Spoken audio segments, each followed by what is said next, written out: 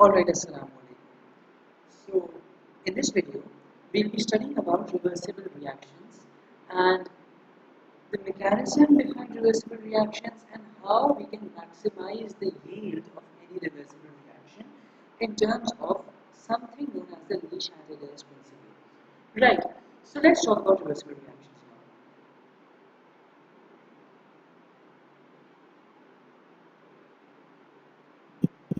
now. Now, before we talk about reversible reactions, we need to understand a bit about the mechanics of, in fact, the energetics rather, of any chemical reaction. What happens in any chemical reaction is that we have our reactants, and the reactants change into products. And as reactants change into products, there is an energy change that occurs, with obviously the reactants being at a different energy level and products being at a different energy level. In that case, we can have two different kinds of combinations. In one of the combinations, the reactants have a higher energy level, whereas the products have a lower energy level. And in the other case, it's the opposite. The reactants being at a lower energy level, whereas the products are at a higher energy level. Right. Now, there are some reactors. So we can see here that there is a nice marked energy difference between the energy levels of the reactants and the products. However, what happens is that there are some reactions in which this distance between the reactants and the products energy levels is really small. Like we might be having the reactants here and the products might be having an energy level just very slightly lower than that of the reactants. In that case, what happens is that very slight changes in the atmosphere can cause the products to change back into the reactants, whilst some of the reactants are still converting into products. As I'll discuss this once again. In some reactions, what happens is that the energy levels of the reactants and the products is too small. This small energy difference can be overcome by very small changes in the atmosphere. This causes products to break down again into the reactants, whilst the reactants are still converting into products. That means that in this reaction, in a setup where such a reaction is taking place, there are two reactions that are occurring simultaneously. In one of the reactions, the reactants are changing into products, and in the other reaction, the products are changing into reactants. A reaction in which both both of these reactions are taking place simultaneously is called a reversible reaction.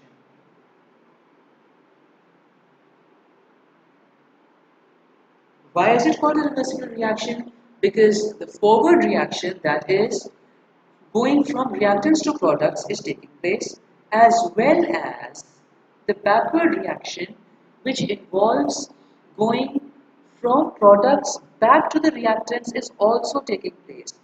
Therefore, in your books, if a reaction is reversible, it will be represented by a double arrow, something of this sort. This indicates that the reaction under consideration is a reversible reaction.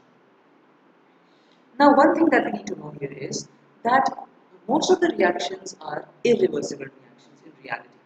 However, these irreversible reactions can be made reversible by carrying them out in a closed setting.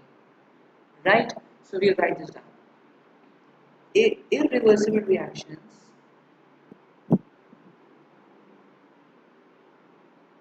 can be made reversible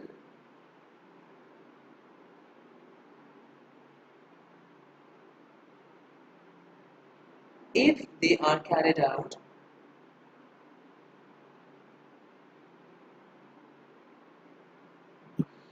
in a closed system. And I'll tell you why is this so. Let's take the example of a reaction between sodium and water. We know that this reaction gives us sodium hydroxide and hydrogen gas. This is the balanced chemical equation for this reaction. If we carry this reaction out under normal circumstances, that is, we have a nice bowl of water with us and I put a piece of sodium metal here, what will happen is that this hydrogen gas is simply going to escape into the atmosphere and the reaction will be completed. However, if I close this container and I somehow add sodium here, what will happen is that this hydrogen will be unable to escape from the container and it will remain trapped inside this whole system. This hydrogen gas will cause the pressure in this closed system to rise, and this rise in pressure will enable this energy difference between the reactants and the products to be overcome. And in this case, what will happen is that whilst sodium and water are being converted to sodium hydroxide and hydrogen gas, simultaneously sodium hydroxide and hydrogen gas will be combining again in a different orientation to give us sodium and water again. So the take-home point from this discussion was that irreversible reactions can be made reversible if they are carried out in a perfectly closed system. Now, if we have a reversible reaction, what's happening is that obviously, now, alright, before we move on with these things, let's talk about some things more. What happens in any reaction is that we have a reactants, and these reactants give us the products. As the reaction starts, we have the highest concentration of reactants and a zero concentration of products. So we have the highest concentration at this point and a zero concentration in the beginning.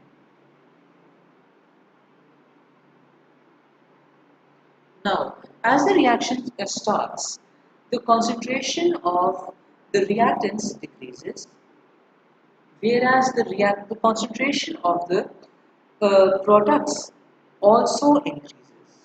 It was zero initially, now it increases to a level. Now, if this reaction is an irreversible reaction, over time what's going to happen is that there would be a zero concentration of reactants and a maximum concentration of products.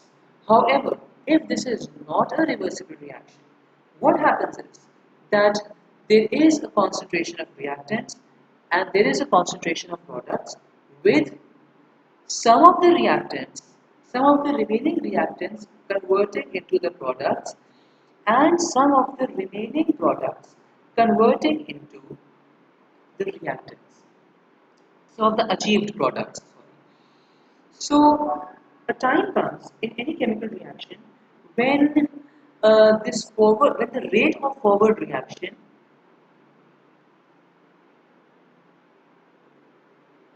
and the rate of backward reaction become equal. Remember, we are talking about the rate of reaction and not the concentration of reactants or products. The point when the rate of forward reaction and the rate of backward reactions become equal, it is called the dynamic equilibrium.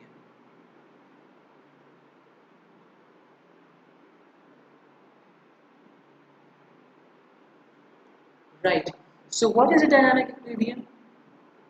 When in a reversible reaction,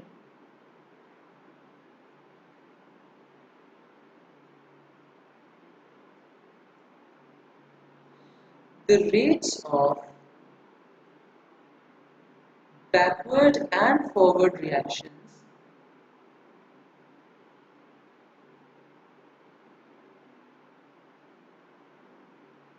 becomes equal,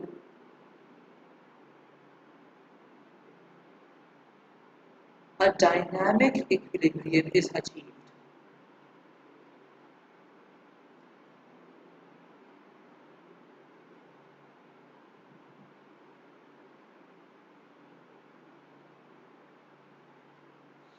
Now let's understand the term dynamic equilibrium.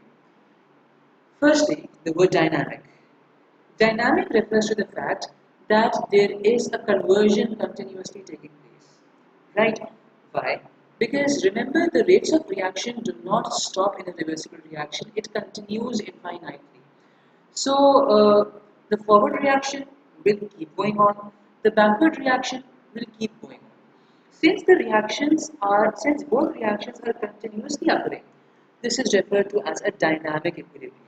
There's another kind of equilibrium called static equilibrium.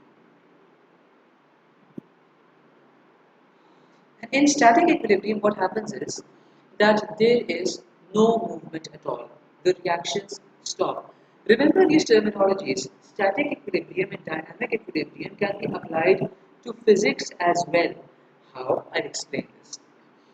We know that forces are balanced when an object is moving either at steady speed or when the object is stationary. When the object is stationary, in both cases, forces are balanced. That is, all forward forces and all backward forces cancel out each other and there is no resultant force. Yet, in one of the cases, we have an object that is still moving, and here we have an object that is stopped. Sorry for the ugly cars.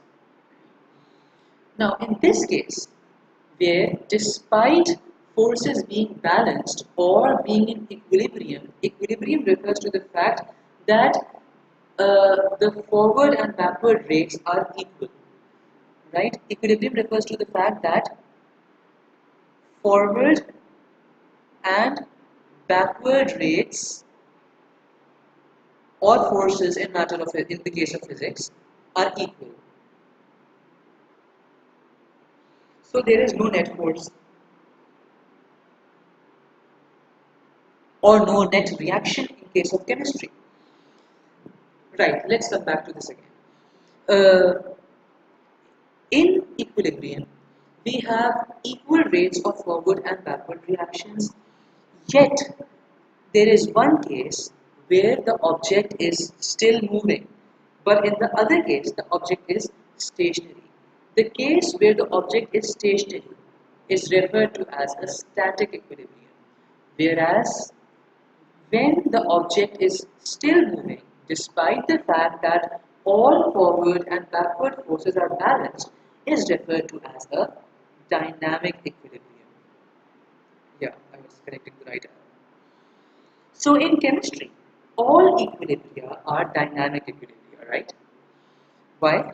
Because the rates of forward and backward reactions will be equal and the reactions are never going to stop. So all chemical equilibria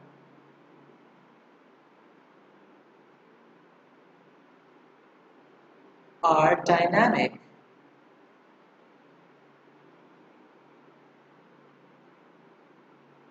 because the forward and backward reactions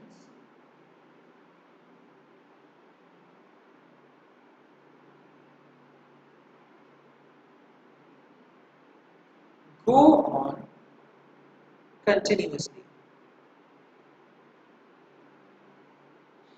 Now, one thing that I want you to understand here is that the rates of forward and backward reactions become equal, not the concentrations of the reactants.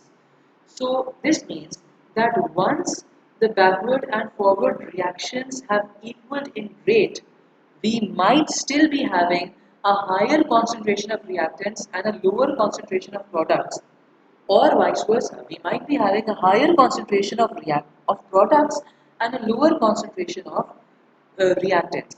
Why is this? The reason is that uh, the rates of forward and backward reactions do not become equal at 50-50 concentrations. Remember this. So if we have to plot a graph of concentration of a reactant, reactants and products of a reversible reaction, the graphs would be something like this. We have three possibilities. Right. So if I am talking about the products, In the beginning, we have no products. Then, as the reaction proceeds, we get products until there is a balance. Now, let's talk about the reactants. In the beginning, we have the maximum concentration of reactants, and as the reaction begins, the concentration of reactants falls, and we have a steady out here. Remember, the point where the steadying out takes place is the same. Another case, here we have products over here and reactants over here. In another case, we can have reactants here and products here. Again, the level at which the reactants have become, the line becomes uh, parallel to each other is the same. We have reactants here, products here. And there can be a third case as well, where we can have equal concentrations as well. For example, this, reactants and products. So, the thing that we need to remember is that in a dynamic equilibrium,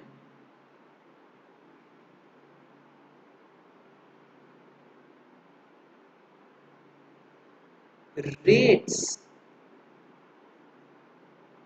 of forward and backward reactions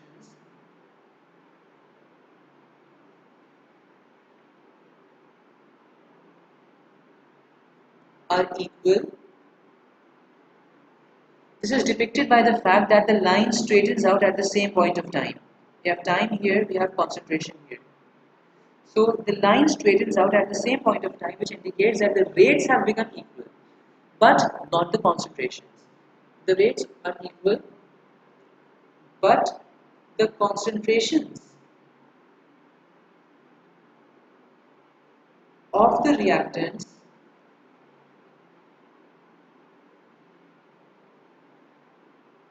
and products at equilibrium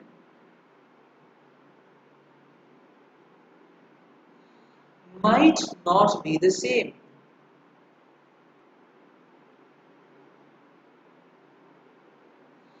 However, it is constant. I want you to understand this last sentence now. Let's take a look at graph 1 and graph 2. Equilibrium is reached at this point of time. And here as well, equilibrium is reached at this point of time.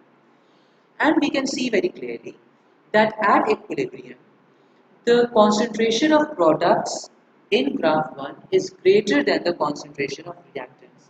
And in graph 2, the concentration of reactants is greater than the concentration of products.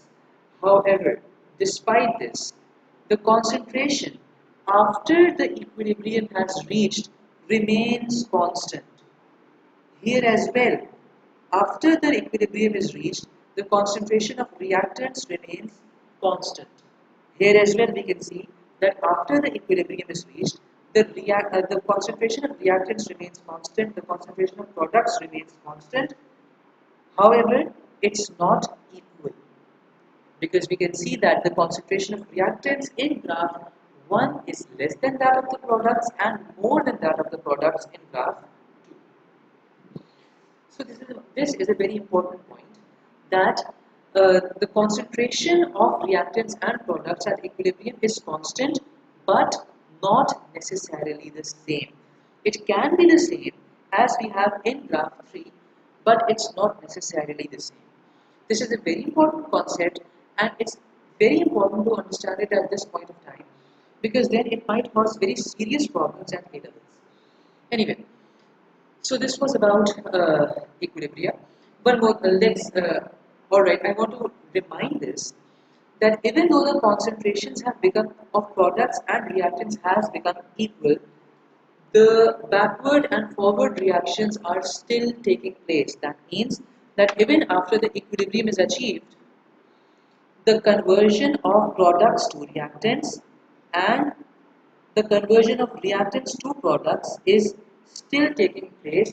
That is why the equilibrium is a dynamic equilibrium. I hope I have made all points about equilibrium, about equilibria very clear. Now we will see how we can introduce changes to to an equilibrium reaction. Alright, I'll just tell you one more thing. It's actually common sense. The thing is that since reversible reactions result in formation of dynamic equilibria, reversible reactions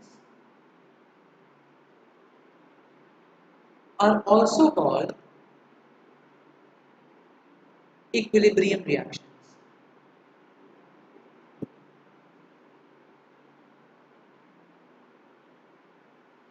Right. Now we'll talk about how we will introduce changes in a reversible reaction such that one of the two sides of the reaction is preferred over the other. We know that in any reversible reaction we have reactants giving products and products giving reactants simultaneously. So, the changes that we introduce in an equilibrium reaction are aimed at uh, favoring one of the two sides. Either the reactant side will be favored as a result of these changes, or the product side will be favored as a result of these changes. So, what are these changes and what is the basic principle that governs these changes and the effect of these changes? The basic principle that governs the changes introduced in, that governs the effect of the changes that are introduced to an equilibrium reaction is called the Lee-Chatelier's principle. Lee-Chatelier's principle.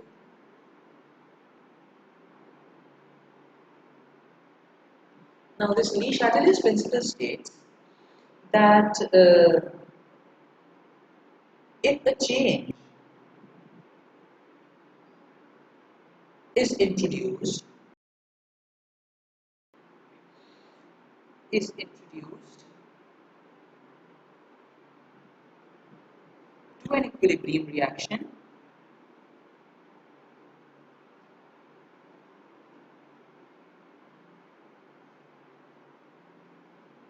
the equilibrium shifts in a direction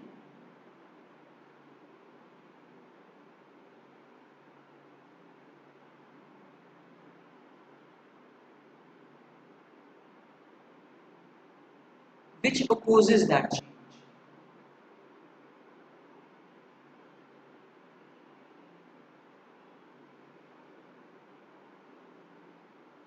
If you can remember this principle, believe me, the remaining part of this chapter will become a piece of cake for you. Because all of what we are going to study now depends on this. Right, let's discuss this. The thing is that if I introduce any change in any equilibrium reaction, the equilibrium will try to reverse that change. For example, let's take this equilibrium reaction A plus B. Reversibility gives us C plus D.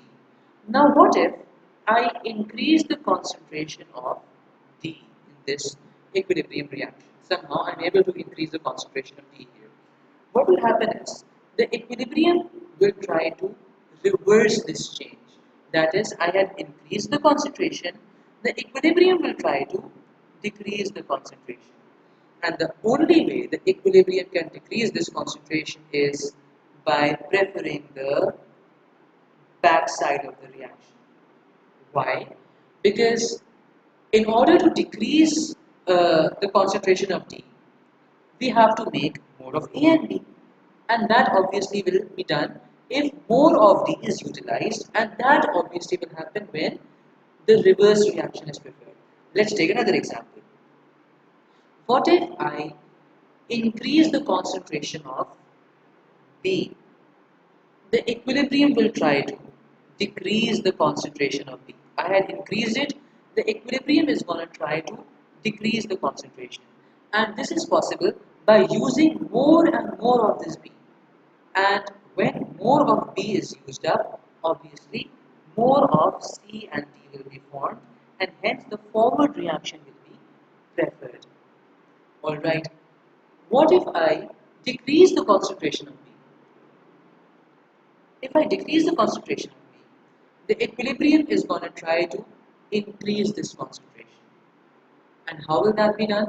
That will be done by encouraging the breakdown of the products back into the reactants so that the original concentration of B can be restored.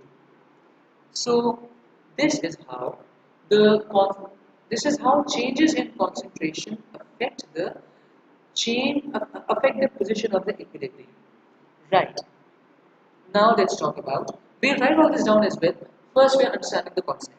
Because it's just the concepts here, and after that it's just writing down stuff and nothing else. The second thing that can be changed in an equilibrium reaction is the temperature of the setup.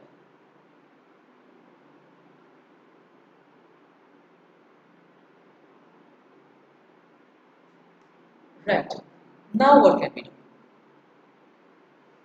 See, remember that in the beginning we said that reactions will either have reactants at a higher energy level and products at a lower energy level. Such reactions are called exothermic reactions, and these reactions release heat. And since these reactions release heat, they cause a rise in temperature.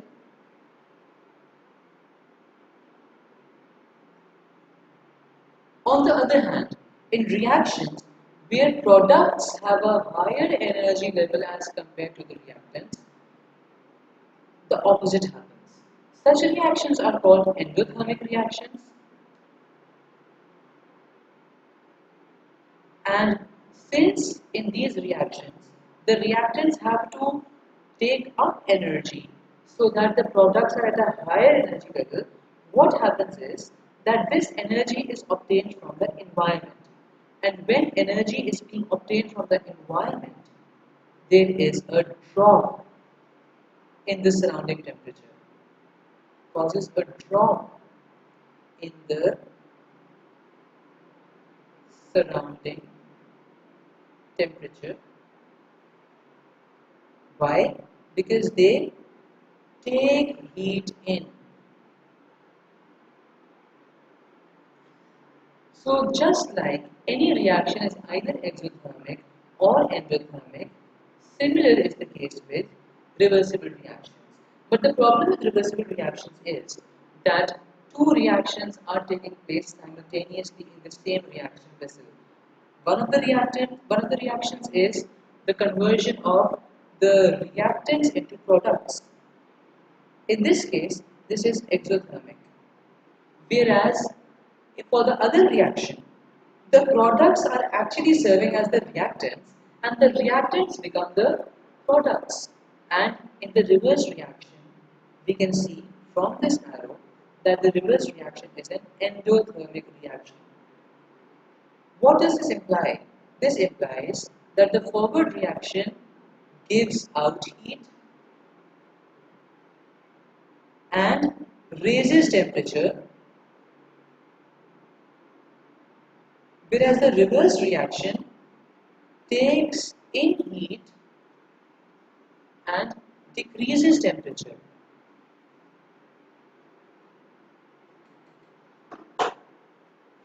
Right.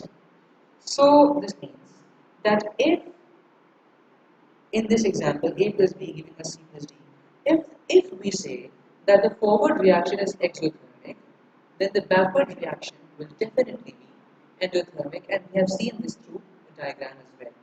Likewise, if the forward reaction is endothermic, the backward reaction is going to be exothermic, which implies that if the forward reaction is exothermic, it means that the forward reaction causes a rise in temperature, and if the forward reaction causes a rise in temperature, the backward reaction is definitely going to cause a fall in temperature. How is this significant? If the forward reaction is exothermic and we increase the temperature of the setup, then according to the Chatellier's principle, the equilibrium is going to try to reverse that change. This means that if we have increased the temperature of the setup, the equilibrium will try to decrease the temperature of the setup, and this can be done by preferring the backward reaction. Why? Because the backward reaction is endothermic, and endothermic reactions take up heat from the surroundings and give us a fall in temperatures. Likewise, if I decrease the temperature of the surroundings, of the setup,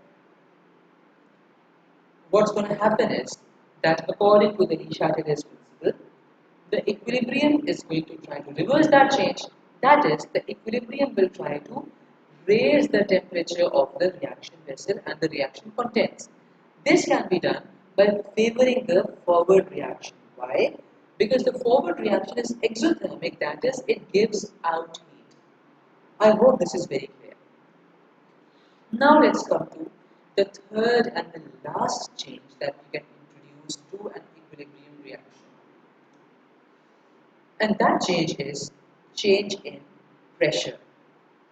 So the first thing that we need to know about what happens when we change the pressure of reactants is the fact that it applies only to gases. Alright, before we move on to pressure, let's write all this down. What we have discussed so far, we'll write all this down.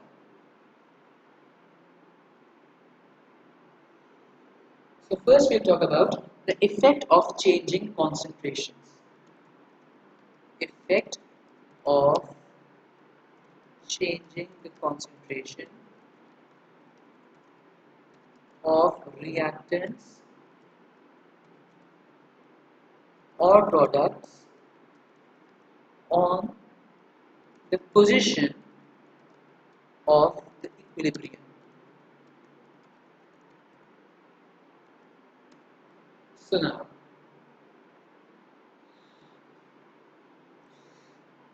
what can we say? How do we write this down? If the concentration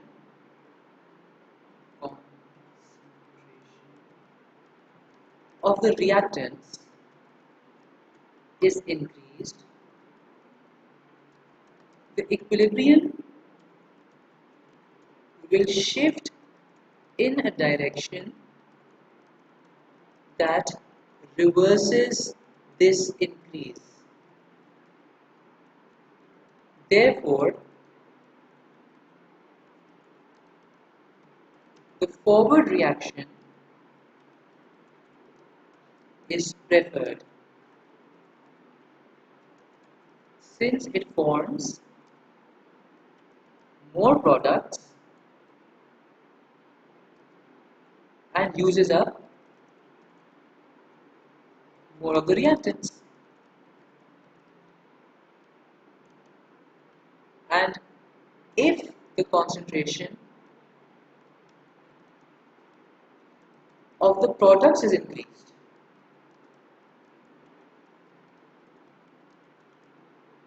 the equilibrium will shift in a direction that reverses this change. That is, causes a drop in the concentration of products. This is achieved by preferring the reverse reaction.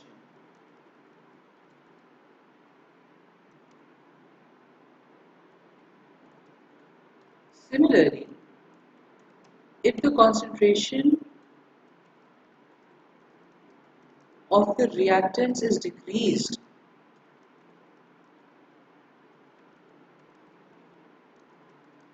the equilibrium will shift in a direction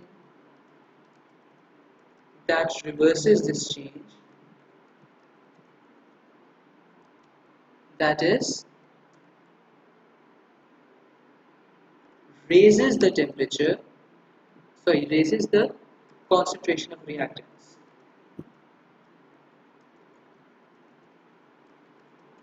this is achieved by preferring the forward reaction, the reverse reaction again. Now, if you take a look at these three statements that I have written, you will notice something common in all three of them. The equilibrium will shift in the direction that reverses this increase. Again, over here, I have written something similar. The equilibrium will shift in a direction that reverses this change. And the same thing here. The reason I'm repeating this sentence time and again, and the reason I'm repeating this every single time is because when you will be asked in your examination to describe the effect of a particular change on an equilibrium, you have to mention this statement, even at O levels and even at A levels, right? So that's the reason why I'm emphasizing so much on this particular statement.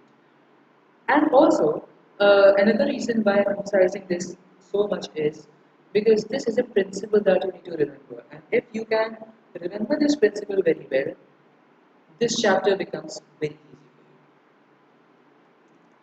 for you. Now let's talk about the effect of, I'll change the color,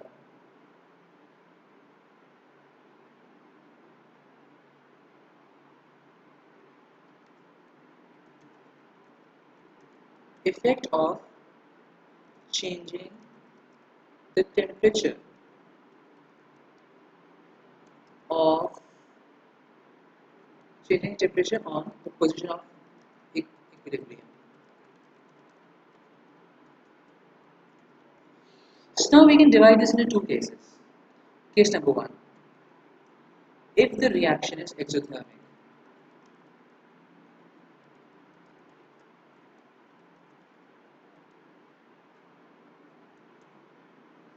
What will happen is that if the reaction is exothermic, an increase in temperature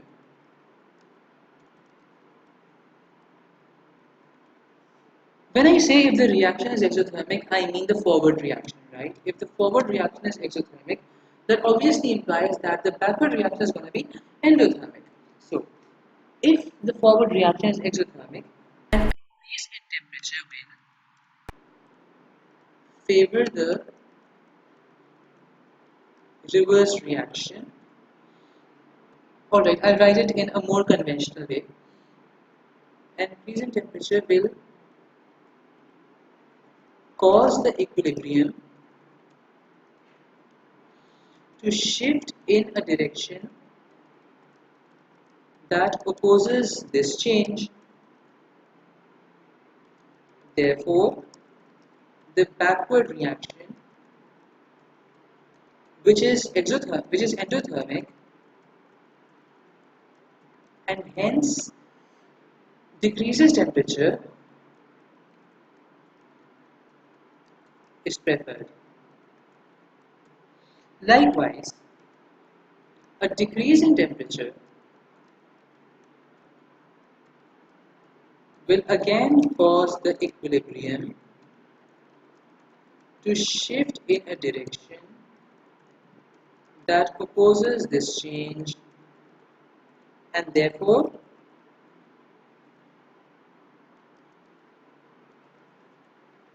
the forward reaction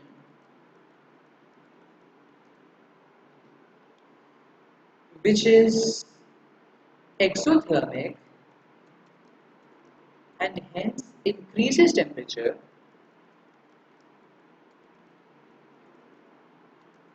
is preferred.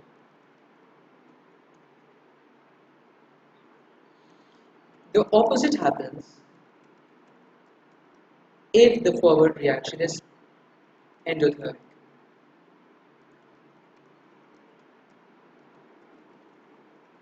That means that if we have a reaction, a reversible reaction in which the forward reaction is endothermic and we increase the temperature, then the equilibrium will try to reverse that change, and this reversal of change, that means it will try to decrease the temperature. If we increase the temperature of an endothermic reaction, the equilibrium will try to decrease the temperature, and this will be done by favoring the forward reaction. Why? Because the forward reaction is endothermic and hence it decreases the temperature and so on.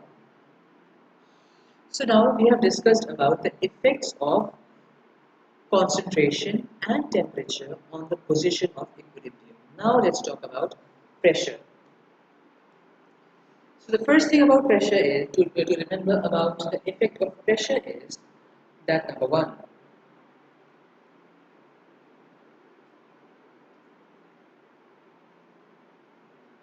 pressure changes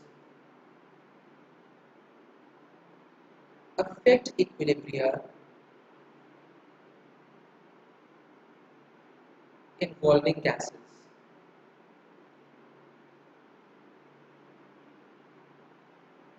Why is that so? If you recall the video on rates of reaction, you will know in that video I very clearly explained that in gases, the pressure is the equivalent of concentration. So, if we are raising the pressure of a gas, we are increasing its concentration. Why?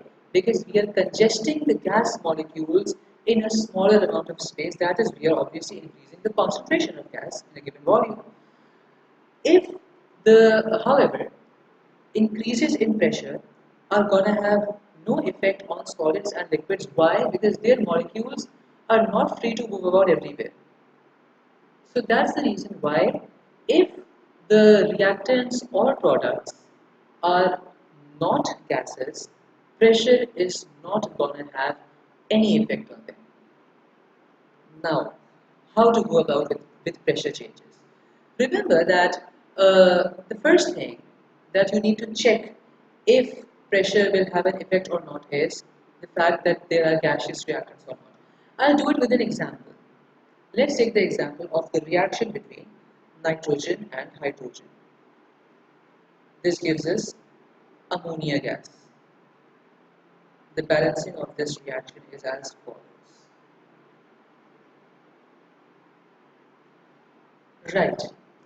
So nitrogen is a gas, hydrogen again is a gas, and ammonia is as well a gas. Now, if I increase the pressure of this entire setup, what will happen is that the concentration of nitrogen is also going to increase. The concentration of hydrogen is also going to increase, and the concentration of ammonia is also going to increase. Why? Because they are all in the same vessel, and when we increase the pressure, we cannot selectively increase those pressures, right? The pressure increase is uniform for all the gases. However, there is something that can simplify things for us. What we'll do is that we are going to count the number of molecules on each side of the equation. So we can see that we have one molecule of nitrogen here, we have three molecules of hydrogen here. Right, so we have a total of four gas molecules on this side, right? Whereas here we have just one gas and we have two molecules of this gas. Now the rule for pressures is very simple. Increase in pressure favors the side of the decreased number of molecules.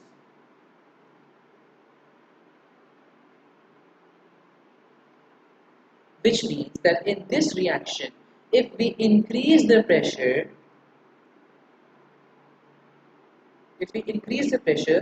the forward reaction is going to be the preferred reaction. Now let's try to understand that why is the side with the decreased number of molecules being preferred. When we increase the pressure, the concentration of the gases on either side rises. However, the side having more molecules of gas will have an a higher concentration as compared to uh, the other side. Let's understand this in a simpler way. Let's see. What I'll do is that I'm going to represent reactant molecules in one color, regardless of them being nitrogen or hydrogen. I'll represent them with one color, and I'll represent the other with another color. Right? So let's say I have these four molecules of a reactant here, and here I have my two product molecules. Now what I do is I increase the pressure, and when I increase the pressure I bring this lid here. This means that I am now forcing my molecules to fit in this small volume.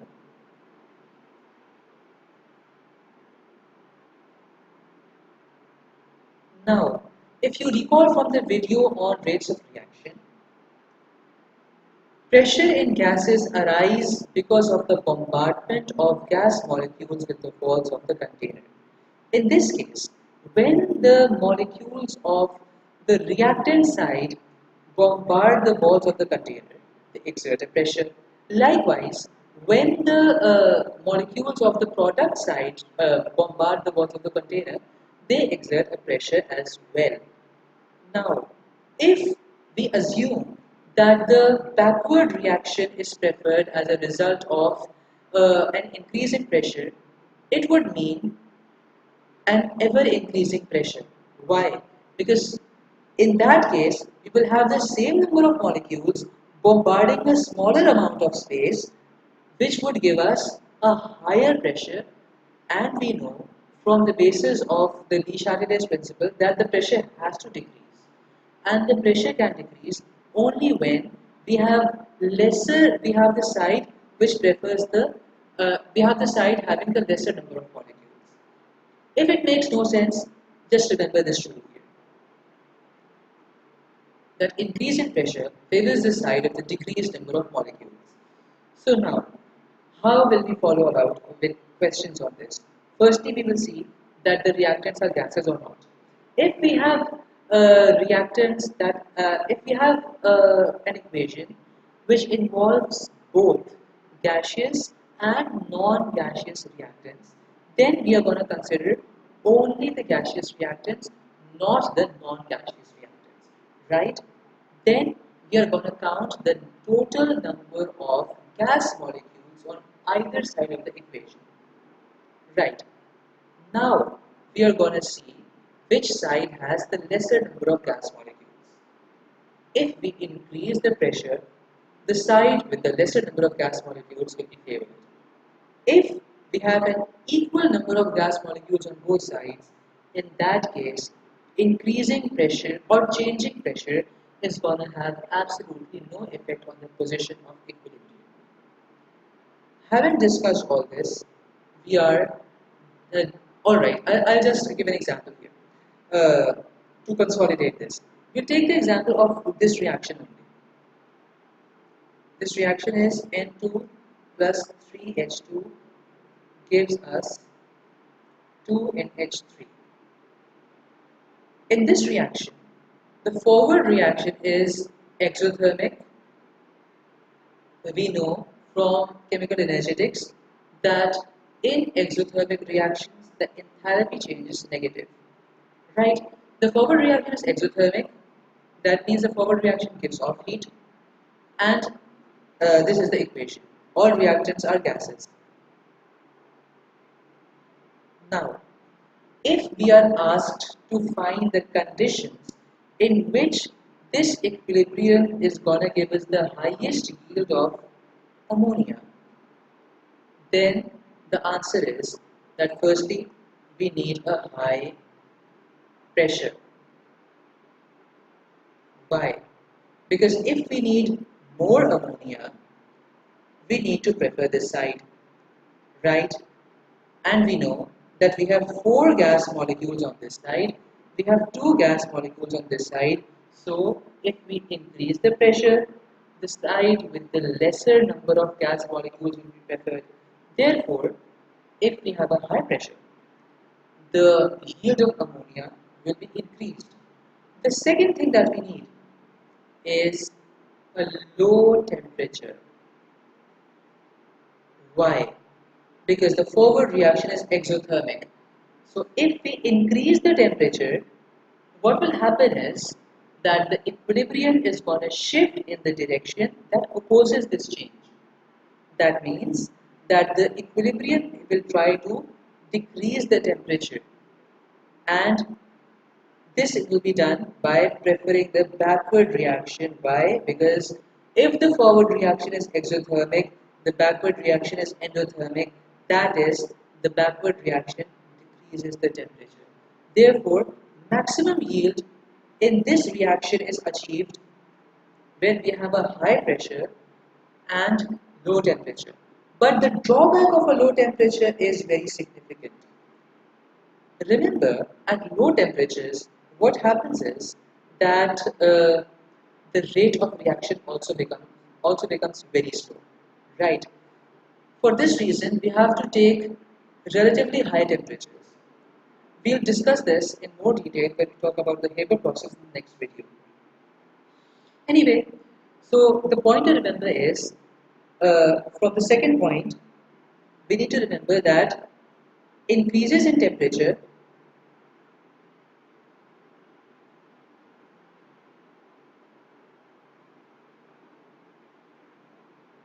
increases the rate of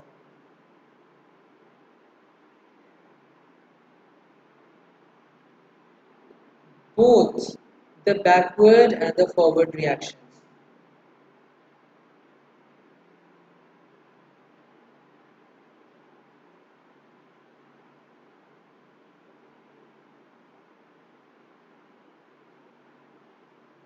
However,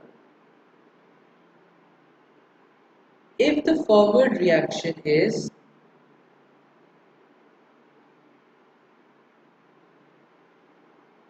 exothermic, the rate of the backward reaction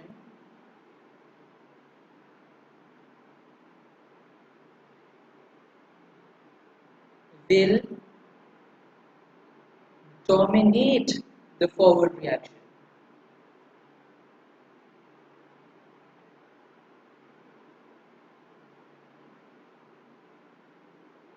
According to the Chatellier's principle.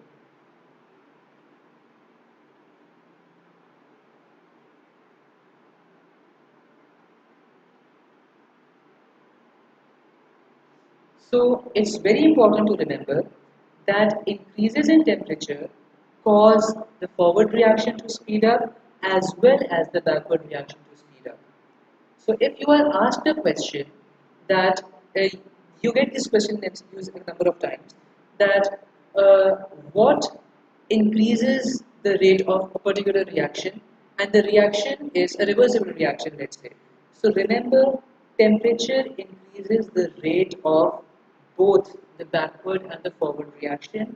The position of equilibrium, however, is decided independently of the rate of reaction. Remember, we have two things. Number one, we have rate of reaction, and number two, we have position of equilibrium.